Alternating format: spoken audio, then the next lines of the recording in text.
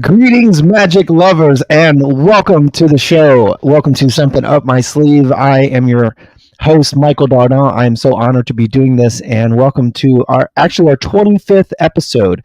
We've had 12 per year. We're on our second year now, that including our bonus episode with Trig Watson. We've now gone 25 episodes, each one with at least two performers. So that is over 50 magicians that we've interviewed on the show, and I feel like we've just scratched the surface. I've brought you names that are famous in the magic world and introduced you to talent you may not have heard from. Tonight, during this holiday season, we have a very special treat. We have recent magic champions, contest winners from both the IBM and the SAM national conventions, guys that have stars in their eyes and that are looking toward the big prize of FISM next year. And they're here to talk about how they developed their acts, what they went through competition wise, and how being involved in the magic competition is weird and different, and what's involved. And to get it kicked off, we have a return guest because our chairman of the IBM competition, next one will be in Tacoma, Washington, is Keith Fields and Lady Sarah, who were just on the show recently. They were absolutely hilarious, and they did an amazing dinner show at the last IBM convention. And Keith actually played the ukulele for us, so he's not just a magician, he's got a ton of skills. Keith, welcome to Something Up My Sleeve. Thank you very much indeed. It's a pleasure to be here again. I must correct one thing, though. We are not chairing the competition for 24. We're chairing it for 25 and on. Oh, okay. So I didn't realize that. So 24 is going to be Oscar? Melody. Oscar and Melody's our chairman, and then she's going to be officially kind of like handing off the baton to you and Lady Sarah. We're assisting next year, so we gotcha. Yeah, this is where we learn what we've let ourselves in for. This is where you learn the rope tricks. Yeah, absolutely. Yes, well, yeah. You know what competitions are like. Occasionally, there's a bit of flashing, so we will be learning something. Sure. So we're there to learn this year and take over next year. Learn next year, which is 24, because we're not quite in 24, and take over 25, which we're hugely excited about, and it's a great honour to be asked to run this flagship, which is, one of probably the biggest competition in America, the biggest prize money, very definitely. Is it? Okay, so tell us more about that, because I want to ask you about the competition itself, and then and more about the convention as well. We want to let everybody know about the convention in Tacoma. First of all, I don't have the dates in front of me. Tacoma, I have to turn around and look at the... Oh, look at that. You got a calendar there. That's an old school calendar. Wait, can you... is that a touch screen? No? I look at it on here as well, but it just seemed that we had both. Nice. That automatically updates when I put it in my computer. Oh, that would be cool. I assume that's the way it works. Anyway, yeah. No, July the 10th, 10th, 11th, 12th, 13th is when Tacoma is. And July 10th through the 13th, Tacoma, Washington, which is just a beautiful area. If you haven't been to that part of the country, I've been to a couple conventions up there, and we had a blast. Yeah. So really looking forward to that. We have some fun. We're not going to tell you about everything going on. Keith and I have some fun things planned. It is going to be a fun convention. But apparently... people need to think about competing. You're saying it's the largest prize money we've had? Yeah, and I can't remember what the prizes actually are off the top of my head. And as I said that, I thought you're going to ask for details, and I haven't. Oh well, we want to spice it up. Give people some incentive. I think we are talking about the winners win in excess of $1,000. I seem to think it's $2,000 for the first prize for the close-up. But we can ask one of the guys coming up in a moment, because he won and he got the money. So yes, I'm not sure what it was, but there are. I know they're talking about something like the total prize money for the two competitions is something like $12,000 or something like that. So it's a serious chunk of change that is being given, not given away, that people have to earn, have to win. But it's worth winning. Well, and we need the incentive, because what we find is that we want to bring out the best. So we need the incentive, because there's some fabulous magicians out there who are working professionals who do amazing stuff, but they might not be inclined to enter the competition just for any reason. But then when they realize, there's prizes involved, and of course other benefits as well. And we're going to talk with these guys about what are some of the benefits of getting involved with a magic competition, and why would you pursue that? Why would you go after that? Especially if you're already a working professional in the industry. And it's not just about the prize money, obviously, but that is always a nice bonus to see something for your efforts. a shiny trophy is nice too, but when it's accompanied by a check, all the more reason to work on your act and get the competition. Prism, which is the biggest prize of all, doesn't come with a check. I know, isn't that amazing? Yeah, yeah. I had no idea. Yeah, not that I mean I didn't win it, so I wouldn't have got the check anyway. But still motivating to know that. That may have changed because I feel like because Hector Mancha won the year I was there, I feel like he did win some prize money. I don't remember now, but so maybe that's changed. No, I don't think it has. Okay, so maybe I wouldn't be. maybe there wasn't. I'm pretty sure it's there's no prize money. Okay, just for the glory. The glory of it all. Well, and hopefully these guys are have some of that glory shining through because these are recent winners. This happened over the last year. We can tell you about competitions and about the adventure, but why not hear from the most recent competitors? So, Keith, why don't we bring them up one at a time? And if you could tell us a little bit about intro, at least, or what they've won, and then once we get everybody on board here, we'll start asking questions and absolutely. Well, do the rapid fire. Today to have the three biggest prize winners of the close-up competition. And those prizes in this case were obviously first place. I'm not quite sure what they call the second place, but it has a name and I can't remember what it is off the top of my head. And the People's Choice, which are all three very, very significant things and well worth winning. They look great on someone's CV. And I'm sure some of the guys will tell you that it has already opened up opportunities for them to perform in new and exciting places. So we have the three people. The winner of the People's Choice was Jeffrey Wang, who's coming to us live all the way from China. We were just talking about that earlier. Jeffrey Wang, crystal clear image coming in all the way from China. And it's 10 in the morning there? Yes, it's like 10 in the morning. So you've just got up. Yeah, we know for a fact that he sleeps late. He sleeps like a teenager because I have photos to prove it and posted on the IBM Facebook page that my favorite picture, which is of Jeffrey sleeping with his two trophies that he took from the SAM convention, just cuddled up. It's so sweet. It's adorable. Perfect. So that's what. Do you want me to introduce the other two? Yeah, let's bring them all up and then we'll start asking some questions. This is the second place winner in this competition, who is the perennial second place winner because he also came second in the Winter Carnival competition earlier on this year. One of the regular performers at the Magic Soiree right here in Detroit. Detroit's nice. One comedy and magic dinner show, he says, plugging it. Please welcome Dragon. Hey, Dragon, welcome to the show. And I got to see your act at the IBM. Absolutely loved it. Definitely have some questions about the ingenuity behind what it is that you are performing and winning with. But welcome. Glad you could be here all the way from Detroit. Yeah. Thank you for having me. It's first time doing a podcast like this. This is super cool. I get to see everyone I'm talking to. Oh, these are so much fun. Yeah, ever since the Zoom thing started in the pandemic, I think people have kept this trend going because, it's a way of look, Jeffrey's all the way in China. You get to talk to somebody from China and you're in Michigan. I mean, how crazy is that? I know, it's insane. Yeah, he just technology is amazing. I'm about to go to bed. Yeah. Right.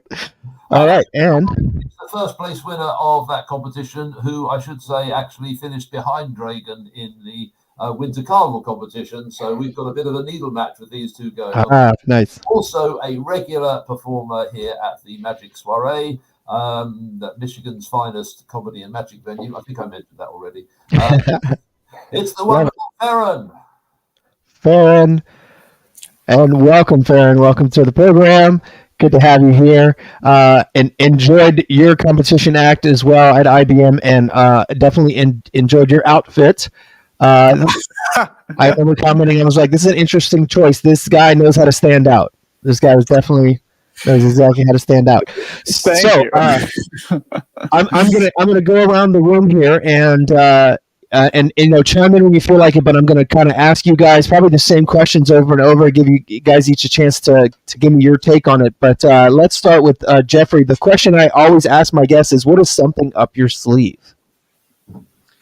Okay, so I can take this question in two parts. First one is literally, something up my sleeve. Some people know me about I do kind of sleeving techniques. So sometimes only sometimes, I use sleeve as my gimmick to hide or make something appear. So that's something make my special. And but other part is what am I good at? So I think what make my unique is it's kind of like I use like comedy stuff. So people, if you see me on like social media, I do a lot of like sleight of hand stuff. But in reality, real performing, I use a lot of like comedy stuff. And also at the same time, because like I perform the castle, I perform in America. Like Asian face is not that pop, not as the Euro. Like you don't see it often, especially doing comedy. So that's also part of my advantage. So like combined with like American comedy at the same time with my techniques, sleight of hands, that's something with my special. Love it. Before we continue, so Farron has a map behind him. Farron, would you point out to us, could you show us where Jeffrey is on the map? It's going to be off camera, I guess. Is that Yes, all we've got is good old Michigan right here. okay? So I can point to where Dragon and myself are, and Keith, but Jeffrey, if you're over in China, I'm afraid he'd be under the couch, I guess. He'd be somewhere on the other side of the room. Exactly. Right. I've never seen a map like that, so that threw me. I thought it was maybe a map of Middle Earth. Yeah, Great Lakes, because Farron is actually in my house in the other room at the moment. Yeah, so these guys are all together. I'm in Louisiana. Jeffrey is in China, and these guys are all together in Michigan hanging out. And so, Keith, when you moved here, basically you decided to put a map on the wall, but you didn't need the rest of the United States. Is that what's happening there? No. That's I kind of like that as a piece of art. Actually, it's actually all the Great Lakes cut out. Oh, it's just the lakes. That makes more sense now. Okay, I was trying to recognize. You can see in Michigan, as in the Mitten State. Yes. Clearly, and there you can see that is actually the Great Lakes cut out of a big piece of metal. Which when we moved here, we just kind of quite liked it. And then because we hadn't seen it before as an image when we got here, and now we see it everywhere, and it's like old hat. But yeah, we like it. It's fun. Yeah, Michigan is the Great Lakes state. Good times, Great Lakes, pure Michigan, as they say. So, yes. So you were showing us before. You can actually point out where you are on your hand. Is that because Michigan is kind of shaped like a hand? Is that the joke there? Is that absolutely yes? So the Michigan mitten, and we are currently roughly right here. Okay. I'm originally from over here, and Jeffrey, you're over there, and Michael, you're over there. I'm way down. Yeah. Yes. Keep going. My state is shaped like a boot. So if you're the mitten and I'm the boot, Louisiana is shaped like a boot. So there you go. You can put your foot when you're. Yeah. That's how I point out. I can point out what. Yeah. Now you'll know I'm not wearing shoes because there you go. Comes around the Zoom. Yeah. All right. So same question to you, Farron. What is something up your sleeve? So if something up my sleeve means something I bring to the table, then for me, I am a very enthusiastic person, and that really comes through in my shows. I just have an infectious enthusiasm about things. In my act, it's getting unbelievably enthusiastic about the best trick in the world, the classic rubber pencil, which I call the bendy pen. And so that's something that I bring, and just and it's kind of a shtick that I bring to a lot of different routines of mine. So, and combining that with sleight of hand stuff, I love coin stuff like Jeffrey does, and so I like to bring that personality to the coins. And my stuff tends to be pretty relaxed and loose and personable, and that's just kind of the style that I approach things. So. Excellent. Okay, same question, Dragon. What is up your sleeve? Okay. Similar to Jeffrey, I've got two answers to this. There's the literal one, and then there's the not so literal one. Literally, I'm not joking when I say this. I always have a cat chasing a laser beam up my sleeve. Okay, that I didn't see coming for sure. You don't see that coming, but no, for real. I Oh, always nice. have a cat chasing a laser beam up my sleeve. I got that tattoo just for the podcast, just so I could answer that question like that. Oh, see, that's Yeah, commitment. I I appreciate know. that. Yeah, I was like, I got to do something special for this podcast. So, I was like, let's get a tattoo. So that's just for this podcast. I'll get it removed later. So it's not. Dragon, you have to meet Mike. You will love my cat because my cat is learning the buttons. He talks with the buttons. Oh, really? And one of his buttons is laser. So he'll wake me up in the morning, laser, laser, laser, because he wants me to shoot the laser beam and have him chase it, but at like 6 a.m. So I kind of created a monster because now that he knows he gets my attention with buttons, he does it all the time. So yeah, I figured you'd appreciate that. Has he got to do a card trick button? Well, actually, yes. Which if maybe we'll have time later, but he now does card tricks. My cat is now doing card tricks. So which I'm sure you guys are familiar with seeing somebody say classic force a rabbit. If I may be so bold, I've done that in the past. I used to do that all the time when I had a rabbit. So it takes actually a little more training. Some animals are easier, like rabbits are pretty easy for that because of the way they'll nip at things. Took a little bit extra training with Fitz because have him touch the cards with his paw. But with a little training and the fact that he was already doing the button training, it's come along, and I have some video of it. Yeah, it's amazing. People are freaking out because he gets the right card. He reaches out with his paw and touches the right card. It's not. I haven't. It's just for people hanging out here or on video. It's not like I'm traveling with him to bring the shows. Although I think about it. I love him, but that'd be a pretty annoying to have to travel with my. I guess he could be my emotional support cat or something like that. Which I usually travel with my emotional support chicken. He's got the red vest and everything. So this is my. So that's what I try. But he doesn't know any card tricks. He just is my emotional support chicken. So on the plane when I get nervous, they love him. They love him on the airplane. Anyway, so we're getting off track. Dragon, continue. That was literally. Now is that part of a trick? That tattoo?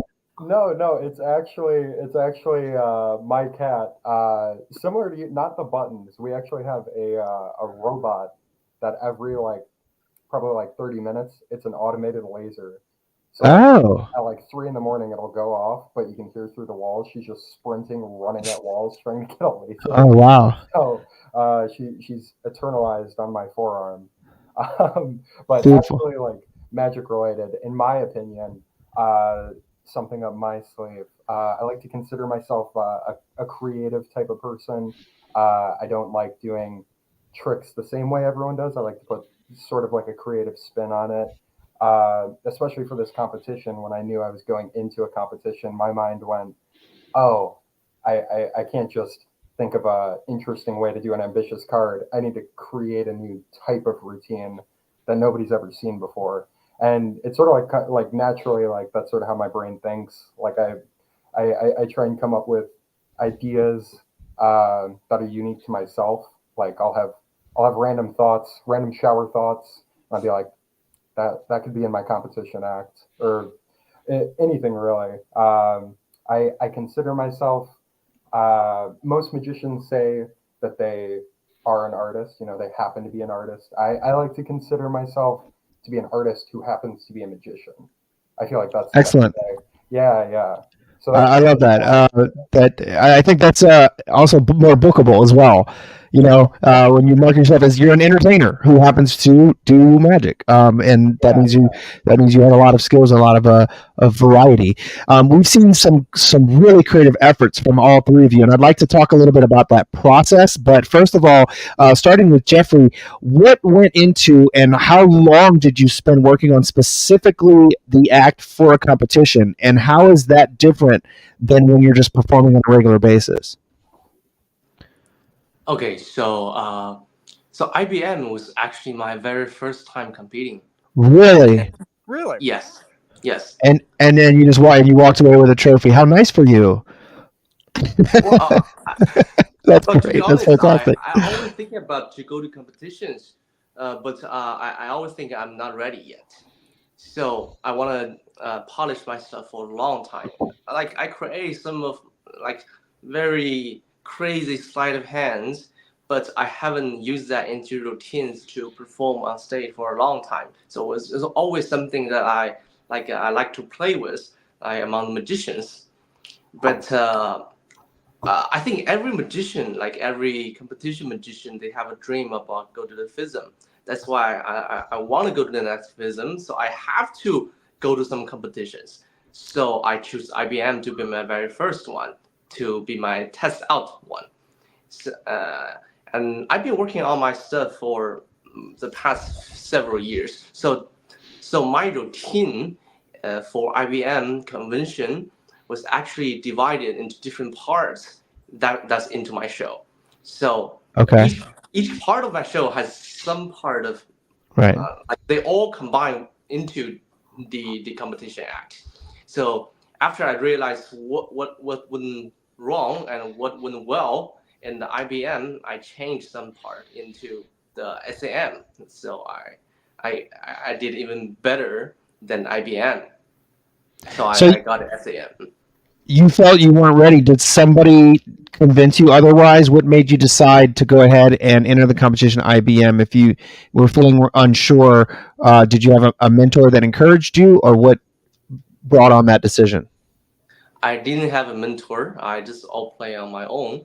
But right after IBM, I met David E, who was also a performer in the Magic Castle. And something very interesting is that he was the winner of SAM like 20 years ago. Wait, I forgot, it's 20 or 30 years ago. Wow. Like we won the exact same prize. We got the People's Choice. We got the champion and the silver medal. It's everything the same. And also he also won that in New Orleans. Ah, okay. So it's like a loop. So that was like 30 years ago then. That's been a long, because it's been that long since the convention was in New Orleans. Yeah. Wow. Yeah, so that's great. And to build my second routine, second competition act. But before my first, I just want to test out. So I just want to try. well, I mean, you definitely brought it, and that's an international competition, so one of the biggest that you can compete in. Farron, what went into your process of writing your routine? Why did you select that material for a competition specifically? Yeah, I mean, let me see here. I think I started like a year and a half before the IBM competition, working on that act, working on sort of the core part of my routine, which is a coin and pin thing. And so that was sort of learning the sleight of hand, and then finding a presentation that worked for that. And at the time I wasn't thinking about competing with it or anything. I was just learning, the latest trick for me, which has been a lot of coin magic recently. I've really enjoyed learning coin stuff. And I noticed that the reactions to this trick were better, that people were laughing, which I had never tried to pursue being funny or having comedic elements in my presentations. It's mainly just been about being personable and things like that. So that was kind of a change for me to get that kind of a reaction. And then Keith and Sarah, around November of last year, sort of suggested, like, hey, would you be interested in possibly competing? And I think that they did the same for Dragon. And so it was either February or March, was the Winter Carnival of Magic in Tennessee. And that was the first competition that Dragon and I went to. And we, leading from November, leading up to that competition, we sort of developed these acts and brought them out there. And yeah, and so it was starting with that initial routine, which I felt was getting these good reactions, but also was more challenging on a technical level, and it was very visual, so I felt like it would play well for a competition setting. And sort of seeing what could I build out on that initial premise of a bendy pin that Farron is really excited about. And the rest of the act kind of came out from there. Not too bad. Oh, you taught it to Keith? I can't believe you shared how that worked.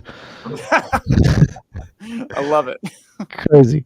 That looked good. That looks good. But that's a trick you can do in front of the camera, I guess. Not everything looks good. Yeah, master of the bendy pen here now. Doesn't look quite as good in my camera. It looks pretty good for mine. Oh, does it look okay? It's great. Actually, could you try passing it up? If you pass it over your left shoulder up, then Keith should be able to grab it from you. Okay, here you go. It's down there. Keith, are you ready? Yeah, I'm ready. Go, Keith. Here you go. Yeah. Oh, wait, you're doing it the wrong side. That's great. He pulled it out of Dragon's ear. How did you do that? That's amazing. Yeah, because we're all over the place on different people's computers, I'm assuming, because I've got Farron down there. Oh, right. Yeah. So you have to know. You have to see where it's located. Yeah, you have to be watching on the stream. So you guys all had a lot of comedy byplay going on. I felt that you totally used that as an asset in your shows. We definitely saw it in Jeffrey's. We saw it in Farron's. And Dragon, you had some really creative ideas. Specifically, one that I'm still freaking out about, which I just watched again on your video, is the envelope makes no sense to me when he pulls the envelope out of the piece of paper, like it basically an envelope just comes off the paper into his hand. Some really innovative stuff within that routine. So I would like to know a little bit about your process. How did that come together? Yeah, so similar to what I was saying before, and what Farron was saying, in November of last year, Keith and Sarah were talking with us about entering in the Winter Carnival competition. And then that's sort of when my mind was like, okay, I need to come up with tricks for this competition. And sort of I was writing all these ideas down, and there's a lot of stuff to do with cards because I'm big into cards. But then I was like, they've probably seen this before. They've seen this before. And there's one day where I was sort of sat and I had all these like drawings of my act in my notebook, and I was like looking just sort of at them. And then I sort of like took a step back and I was like, wouldn't it be cool if I brought this notebook like into my act somehow? Because it's like the one part of an act that no one ever gets to see, right? Like all the like the thought process between all the tricks. I'm like, what if I could show this part to the audience and make them sort of get to see my magic from a different point of view than they normally would. So I was like, what if I got this notebook involved with stuff? And then started getting me thinking like, if you really think about it, any competition act, if you're writing down your ideas and then you perform them, it's almost like that's a magic trick in its own, because like your ideas are materializing off of a page that you put them on. So then I was coming up with different methods to sort of make that like visual. So sort of like what you were saying with the envelope is a drawing of an envelope, but then I pull it off and make it become real life. And I do that with a few different other items, but it was sort of trying to come up with different effects regarding making drawings and words on a notebook become real, and then sort of trying to engineer them. So it was a lot of trial and error with making all those different things. And in fact, the envelope, my inspiration for that was, have you ever seen, it's like the old like children's trick where it's the printing, it's like the printing picture frame or whatever. Yes. Oh yeah. Yeah, and you pull where you pull the cloth out. Yeah, it's like a piece of paper in a frame, and it's just right. Black and white drawing, and when you pull it out, it prints. That was my original inspiration for it, but I thought it'd be so much cooler if it was like the drawing becoming. So it's sort of like we're taking a different spin on multiple different effects to sort of convey the message that I was trying to portray to the audience. So that's sort of how my thought process went through creating the different elements of my act. And how long did you work on that before bringing it to Winter Carnival? Yeah, so they told us about Winter Carnival in November, and then that was in like February or March. So what is that? December, so like 3 or 4 months. So that was wow. Like the baseline of the ideas. But then similar to what Jeffrey did with IBM to SAM, after I did Winter Carnival, I was like, oh, okay, I gotta tweak a few things, change a few things. Unlike him, I didn't go from second to first place. I just stuck with second. So I mean, that's still it's still something. Oh, yeah, absolutely. You can still take a picture of napping with your trophies. That's what's important. I got more of a plaque. I didn't get a trophy. Yeah. It's a little less comfy in the bed, you know. Well, it depends on the shape of the trophy. I would say, yeah, maybe plaque might be easier. Great stuff. And so basically, all of you are not just recent and new winners. You're new competitors. You're kind of new to the whole game of getting in this competition scene. So my next question is, it's kind of a two-part question. One, how did you feel placing in the competition and doing well at these big events? How did you feel that changed for you in the magic world? How did that change maybe people's perspectives, or how you felt about yourself within the world of magic? And also to the muggles, to people that don't even understand these competitions, how did it change how you feel about your act or how other people felt in the real world? Jeffrey? Okay, so right after winning the game, I think there's the most obvious one is that I have one more title. Especially before that, when I go out and when I do a lecture, when I do something that's like people don't know me, there's like, who is this guy? I can the only thing I can do is I can show them what I can do. I can show them my techniques, my routine, but not all of them have the time to see that. But right after the winnings, I can tell people I'm the winner of the SAM, and also I have a prize in IBM, so they can easily get people's attention to know me better. So at least they can like admit my achievement. So they can come to my lecture. I can come to check out my projects. So that really helps. The title really helps. And also when I go out to do a show, I can tell people I'm the winner of something like this. That is the biggest change for me. Now, I told you this at SAM. I was like, you're way too young to be this confident. It freaking kills me. But did you feel that this helped your confidence? Did your confidence level go up after winning, like when you're out there performing in the real world? So before I go to the SAM and IBM, I've been performing in the castle for a year.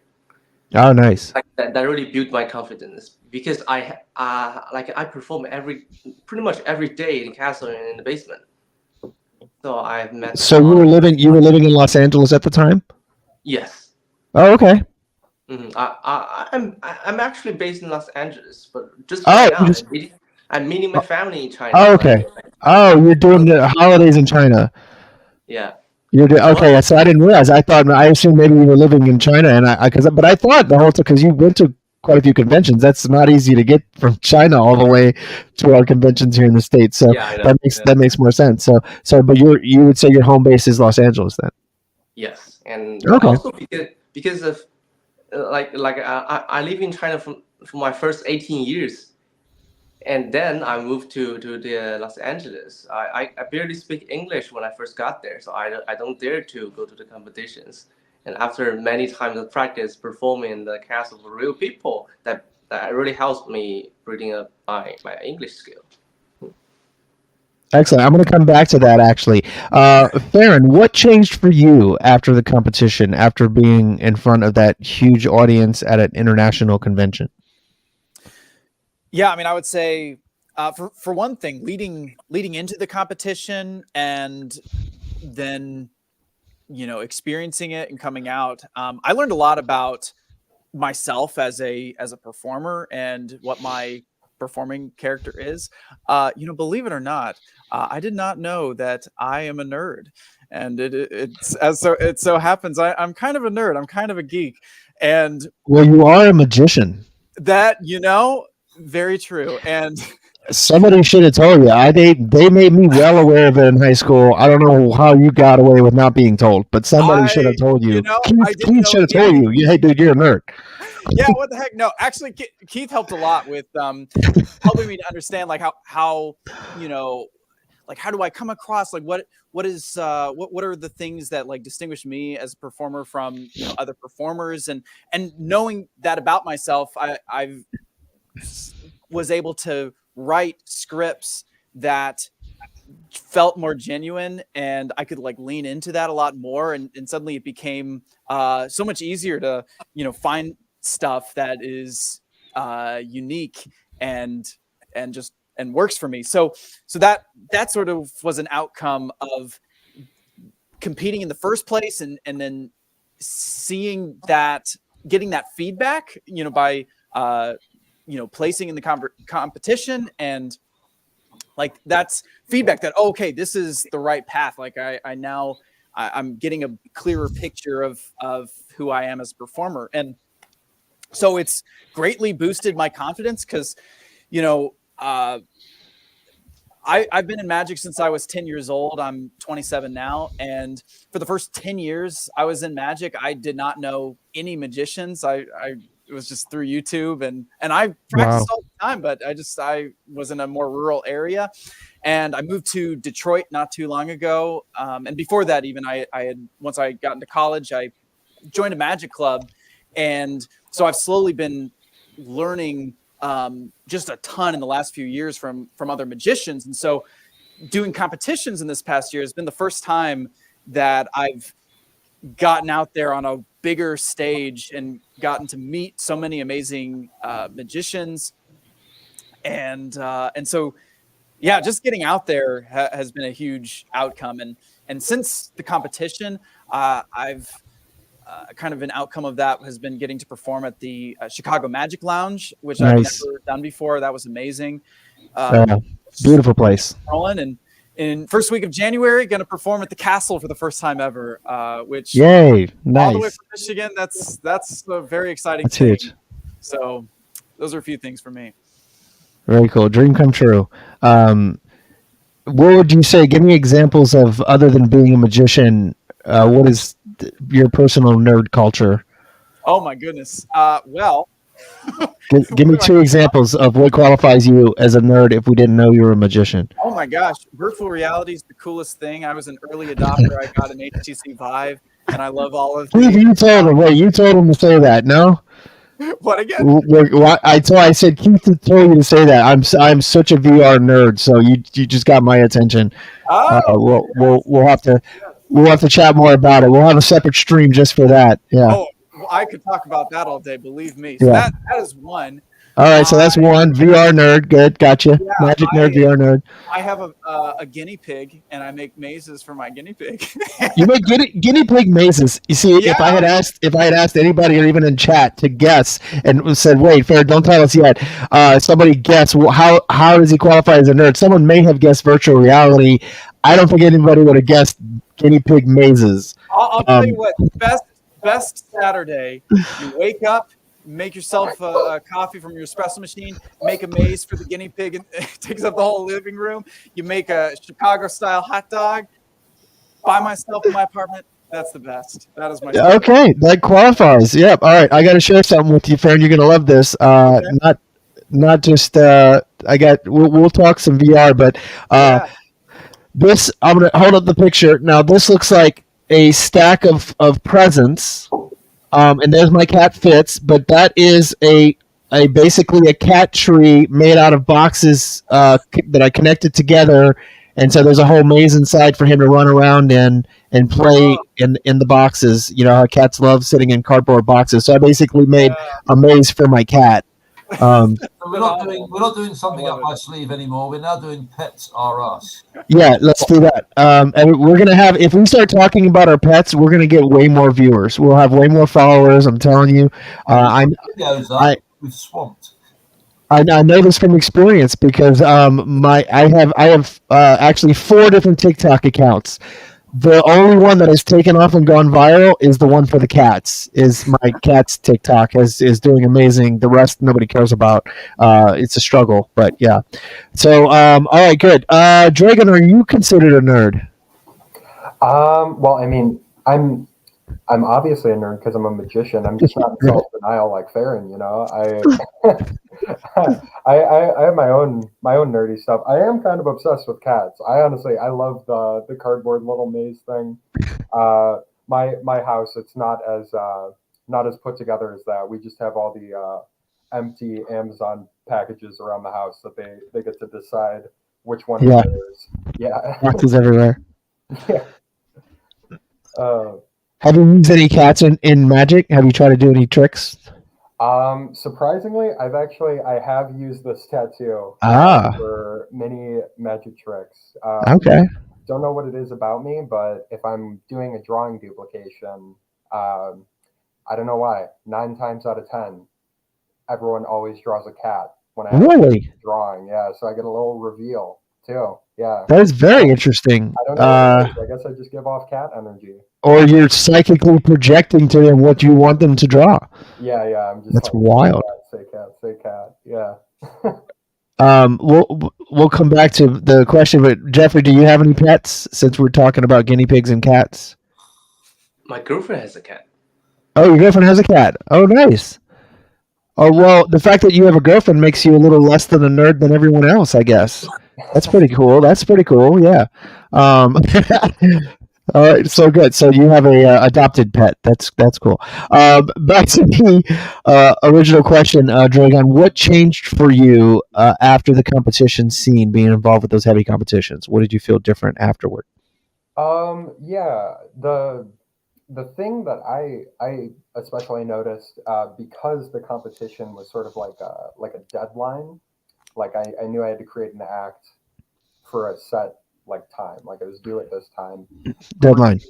And I was creating all of the methods for the stuff I did in the competition.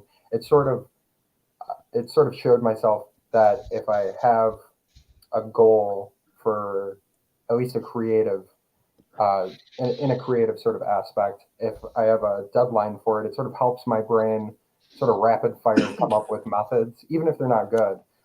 The amount of like ideas that I came up with because I knew there was a deadline coming up, it sort of forced my brain to come up with different methods that I wouldn't have had there not been a deadline. So the competition sort of showed me that if I give at least myself, it's what worked with me. If I give myself a deadline, it sort of helps my creative process. So it gave me insight into my own creative process, which is pretty cool.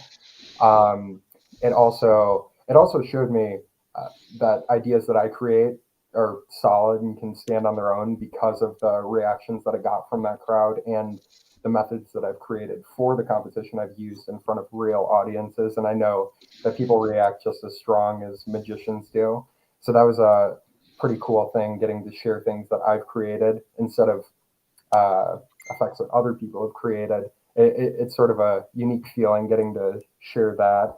But then after the competition, I've had, like Farron was saying, we may or may not have gone to Chicago together and performed at the lounge together. And we might both be going to the castle together, maybe. I don't know.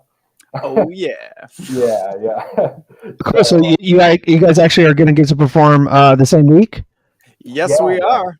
Oh, fun. That's terrific. Wow. As well.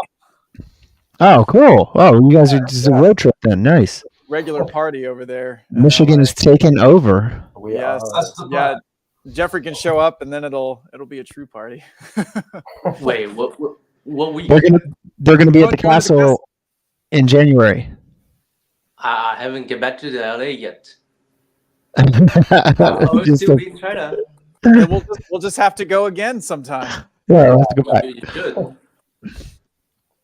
And I'm in Chicago the last week of February, first weekend of March. So I'll be at the Chicago Magic Lounge performing. That'll be my third time there. I just absolutely love that venue. But can't wait to go back to the castle, and that would be really cool to catch you guys. See if I can end up on that side of the country. But yeah, I'd love to see you in action there. That would be a lot of fun. Let's talk about challenges. What Jeffrey was just talking about, how it was a challenge to try to perform barely speaking English initially, but all of you actually have talking acts, which is challenging, which is actually, for me, comedy can be a crutch. And when I was working on my competition act, it was all comedy based, and then realized going to FISM when 80% of the audience English was not their first language, that a lot of my jokes were not going to really hit, and which means a lot of my timing would be off because I'm counting on that comedy as misdirection. What kind of challenges did you notice or face while working on these competitions acts or during the actual competition? Anybody jump in if you're ready. I got one. So for my act, so I'm trying to figure out this bendy pin thing, and my initial audiences were friends of mine who are my same age and magicians from the Detroit Magic Club. We've got an amazing magic club here in Detroit. It's like 40 people who go to this thing every single month. So it is an amazing resource, and those guys helped me at least a ton, just giving feedback on different things, and as I kind of worked on the act. And so people were responding really well, because the whole crux of my act is about I'm really excited about this bendy pin, but the joke is obviously that it's a really stupid trick, or it's kind of a lame trick, but he's so excited about this, and that he sneaks it into other magic tricks so that he can do it more. And so then throughout my act, I'm like sneaking it in there, and there's kind of this thing. But I noticed when I brought this to lay audiences, I wasn't always getting the right kinds of reactions. Like sometimes people would give me kind of this, arms crossed kind of reaction. And I was like, this is strange. What is not connecting there? And what I realized is that some people thought I was actually trying to fool them with the bendy pin, which it didn't even cross my mind that people would think that. But some people have just never seen this thing before. And, most people in around my age and younger have seen this before, because this is one of these things that go around schools. Sure. It's like this thing. But, some older audiences maybe have never seen it before, that they're not particularly impressed. So that was like a major challenge, firstly, to recognize that this issue exists. Why am I not connecting? And trying to figure out, how do I address that? And so what I realized is in my scripting, I have to let people know, firstly, that I know it's a bad trick, or it's not like an amazing trick or anything. Like I know, so that already, once they know that I know it's not a good trick, okay, now we're relaxing, because okay, we're just having fun right now. And I also have to not assume that they've seen this thing before. I have to say, have you seen this before? It's not even really a magic trick. It's more of an optical illusion. And that scripting, once I understood the joke better, essentially, that, okay, he's excited about the bendy pin, but he knows it's a bad trick, but he likes it anyway. There were a lot of jokes that started coming out of that discovery along the way, and that process was really an enjoyable one. It was because I'm a pretty analytical person, I would say, and yeah, so just on an analytical level, trying to like analyze these performances and getting these data points and figure out what's going on, how do I explain these reactions. That was a challenge along the way to making the act, but a really cool outcome. So excellent. Jeffrey, you had a different ending. I believe you were talking about at SAM. You faced some challenges, or you made some decisions along the way, because your act is sort of adaptable. And of course, I love all the puns and everything that you use in your performance. But I remember you telling me that you had a different ending. Yes. Do you remember what had happened there? That process of why did things shift, or why did you decide to different, or how are you able to just shift gears and actually change the ending of your routine? Okay, so to be honest, I changed my ending like 10 minutes before I get off stage at SAM. So this idea popped into my mind, and I thought that must be a good ending. So I just instantly decided I should use. Wow. It. Okay. Can you? I don't want you to have to ruin anything. So, but can you give us more of an inclination of what that was, or what changed, or was it based on a joke or an effect? Okay. So I'm gonna go more specifically. So my challenge is actually like 2 years before now, I'm also a nerd who's only obsessed with sleight of hands. I create very difficult sleight of hand, and something is very visual, something just very difficult. And I've published those, and that help people know me. And but when I decided to go to a magic competition, I find it very hard to put those stuff into a routine. what I want to do is I want to show people every part of my difficult sleight of hand. I want people to see all of them. So that's the hard part. I don't know how to combine those into one routine. So in my IBM, I pretty much put all of my most difficult sleight of hand into together. And then I realized the judge didn't even realize that. They don't understand it. They don't get it, how difficult it is. Right. So I made a decision to cancel some of my very difficult sleight of hand. Instead of them, I put in some like more funny, easy, and some sleight of hand that I will never miss. So my ending used to be in IBM. I take off my jacket and I vanish a coin with my bare hand, with no sleeves. That's very difficult. But in my like IBM, just vanish a jumbo coin. But right before I get onto the stage, I find out if after I vanish the jumbo coin, I can spit out from my mouth. That must be a funny ending. So I just added that. So it's like, the jumbo coin is inside my mouth. And thank you so much. Then people like it. Yeah, it went over great, and no one knew. I didn't realize that wasn't what you had planned. So I was just as shocked as anybody to find out that you just decided 10 minutes before to throw it in, change your ending. Personally, I had planned alternate endings for my act, but this was not 10 minutes before. This was planned out, that you know how there's a preliminary round and then you're going to have the finals. And knowing that when you're at IBM or SAM, if it's set up that way, everybody sitting in the auditorium, there's like 1,000 people there who have already seen the show. So they're trying to respond like it's their first time seeing this, but everybody saw the preliminary rounds, and now we're seeing the finals. So it's difficult to have that shock value, to have that surprise, that natural reaction that you hope to get from your audience, which is why I planned for that and had different things going on in my finals act than what I had done in the preliminary, by adding like an extra ball bearing, an extra bottle of Jack Daniels, and things like that. But that was totally planned out beforehand to throw people off. It wasn't not that I love improv, so I would probably change some 10 minutes before, but that takes some courage to do that in the competition, to just decide, you know what, I'm going to flip it. I'm going to flip the switch on this one. Amazing. Dragon, any challenges that you realized along the way? Yeah. There were like small challenges, creating different effects for the competition, but nothing that really stands out to me. But once we got to the IBM competition, I was sort of working on scripting a little bit more, because I'm used to, when I'm performing close up, I have a very loose script. I like to riff off of people, but I sort of went all in with the scripting. May or may not have been the night before. I don't know. Don't quote me on that.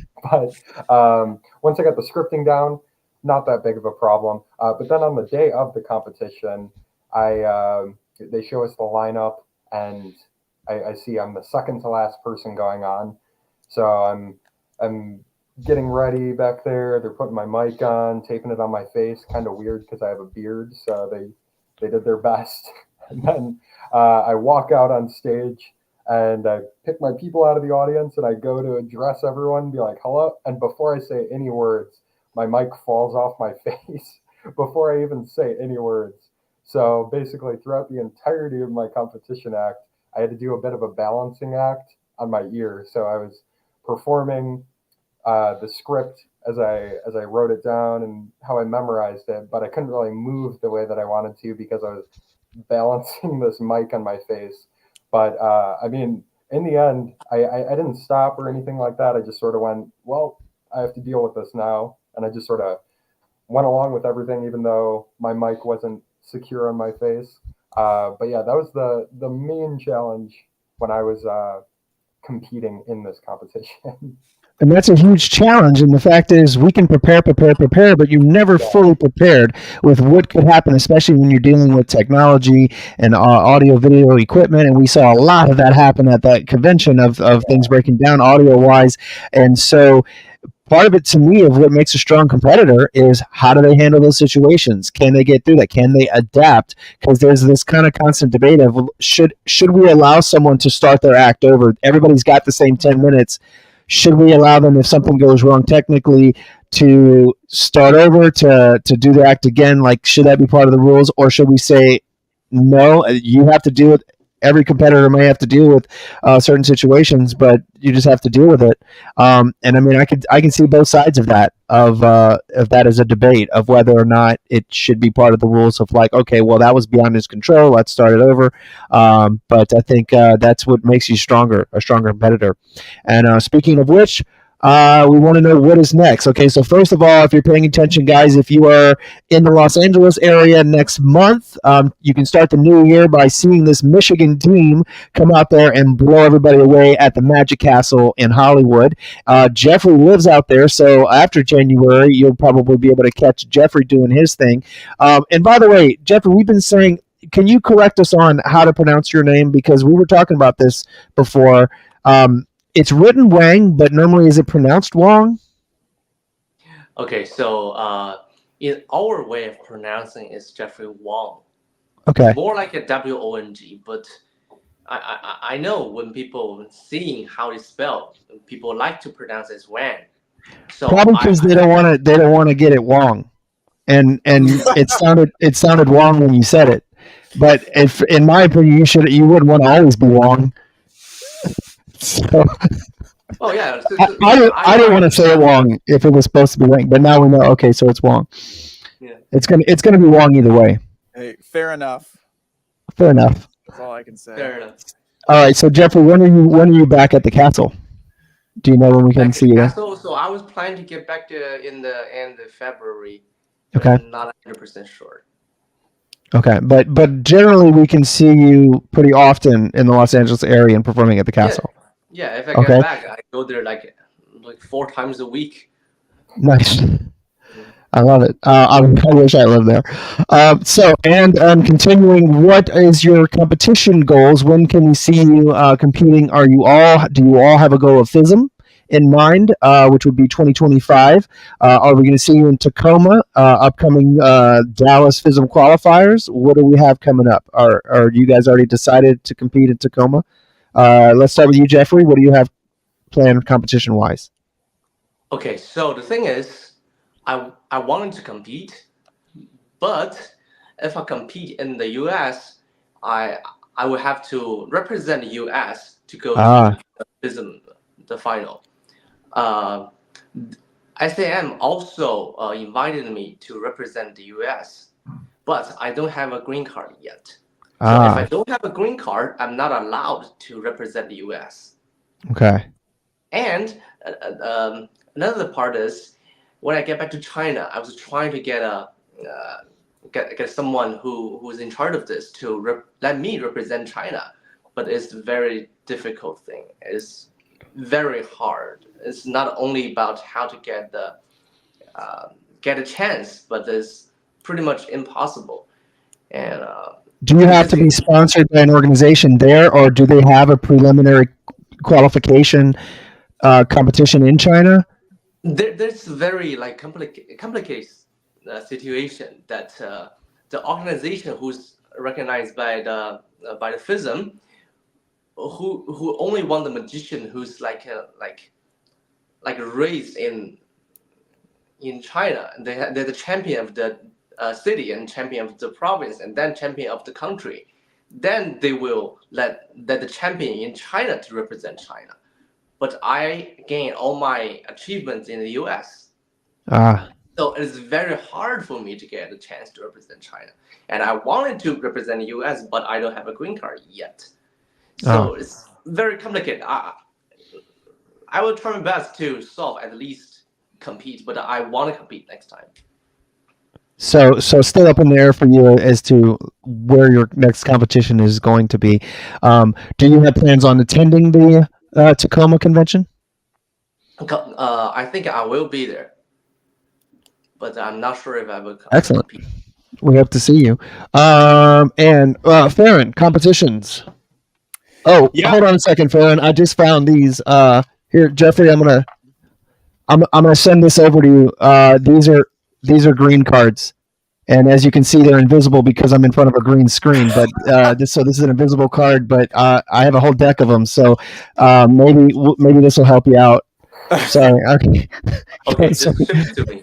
Ship it to China. Yeah, I'll ship it to you. So, Cool. they look pretty cool. Sorry about that. Okay, Theron, next competition for you. Yeah. I am definitely interested in competing in the future. FISM is definitely something that I think would be really cool to participate in. I haven't made any decisions about that yet. It's something I'm considering.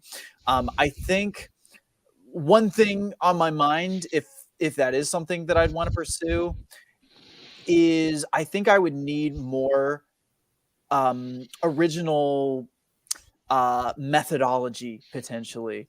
I mean, my stuff, it's my own handlings of different things, but I think fundamentally there's I've taken things from a lot of other people. I feel like I might want more originality in that, but I don't know. These are just things that are going through my head. I'm not sure. I think I really enjoyed competing in the IBM competition. It was just such an amazing experience, and I don't know. So it's something I'm definitely considering. All right, excellent. Dragon? Me and Farron, I would say if one person does one thing, it seems that the other person sort of has to follow along. So I'm sort of in the same boat with him right now. I'm sort of definitely considering it. We have been talking about going to other like smaller competitions. I can't think of any off the top of my head, but sort of because we've only done 2 together so far. So maybe a couple more to sort of get the hang of it before we do end up doing FISM, if we do end up going that route.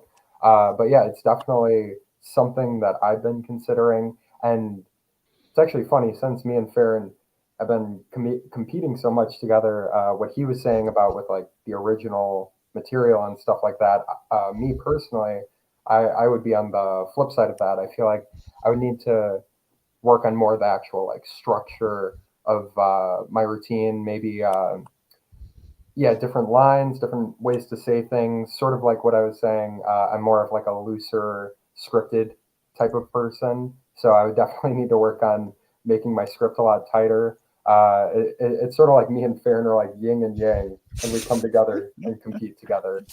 So I have my own personal things that I need to work on, and he has his own personal things he needs to work on. But if we do both end up going, it's gonna be a crazy FISM.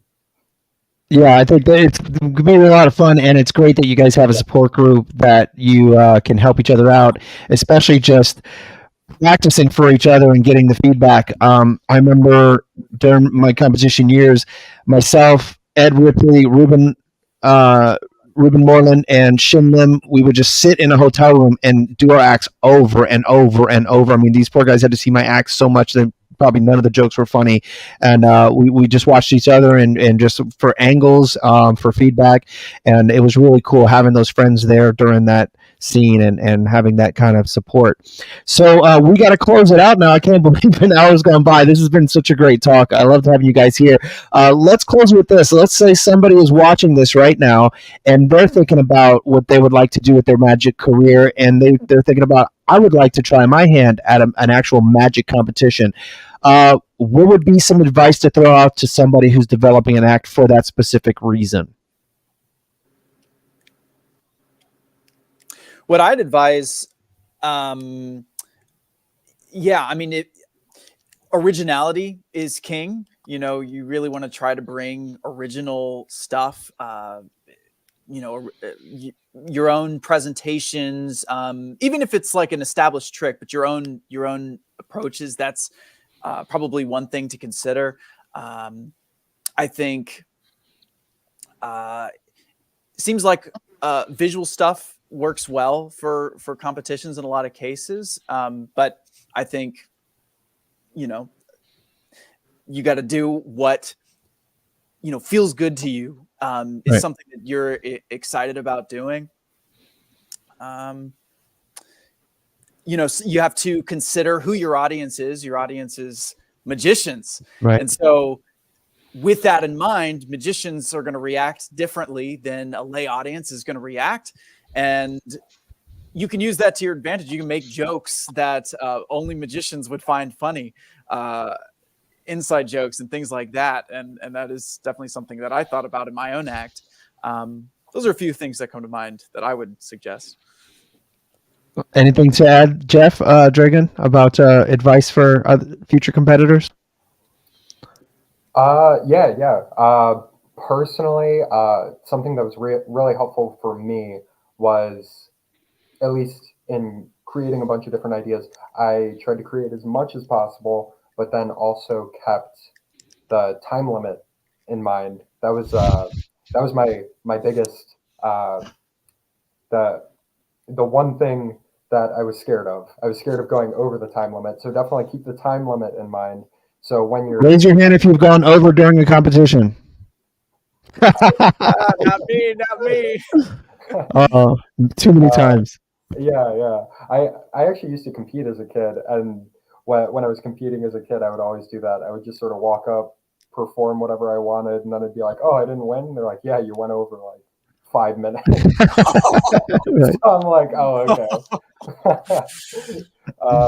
But yeah, for this competition, I definitely tried to keep the time limit in mind. So maybe when structuring it, sort of, you can put as many ideas into it as you want, but then once you start timing yourself, you sort of need to analyze it and realize which things you can take out to fit it in that time frame, or reverse, like what things you can add in to lengthen it a little bit if you want more stuff in your act. So definitely keep the time limit in mind. That's a big thing that's unique with competitions. Right.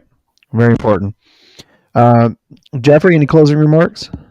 I think Fairy and Dragon tells all of the suggestions for people to how to build a really good competition act. Only one thing I want to say is, like, when you're being lovely, when people like your personality, that really helps. Yeah. Mm-hmm. Absolutely. All right, Keith. Can I interject? I've sat quietly listening to you guys, and it's been fascinating fun, actually. So thanks to being a part of this. But a couple of things that I would say that all three of you represent is when you perform, your personalities are what we're watching. It's almost like you are personalities that we enjoy watching, and the fact is you happen to be magicians. So you're not actually standing up going, "Look at the magic we're doing." You're going, "Look at us, we're interesting people, and we happen to do brilliant magic." And I think that's a head thing which performers need to get into. Absolutely. But what I say about competitions is competitions are a great place to grow. They're a great place to learn. But the most important thing is a competition isn't a destination. It's not like, you do the competition and that's it. It's part of a journey, and it's an important part of the journey when you will learn so much. I've seen Ferren and Dragan take so much positive feedback from people, and learning how to deal with the feedback and turn it around and make it a part of their act. So you can learn so much, and it opens so many doors. So if anyone's thinking about doing any of these competitions, don't think about it too much. Just do it, because it is a journey. It's not a destination. We're not expecting people to be perfect when they do the competition. It's part of being on your way to being better. And one chance you have would be July 10th through 13th in Tacoma, Washington. And how do we register for that, Keith? Where do we go? IBMconvention.com. IBMconvention.com to register for Tacoma. Just come out to the convention, hang out with these people, have fun. And if you're thinking about competitions, that's a great place to go for that one. That's going to be a big one. It'll be a lot of fun. Guys, thank you so much for being here. Happy holidays. Hope you have a great time wherever you are across the world. We're going to say goodbye for now. I'm going to rate out on the Twitch channel and end the stream on the other channels. But did everybody bring their trophy to hold up? I had asked you, everybody hold up your trophy at the end. No? That's okay. Just pretend. I'm just messing with you. All right. Thanks, guys, so much. Bye, All right. Appreciate it. I'll keep you guys here for a second so I can say goodbye, but I'm going to go ahead and end the stream. Right there we go.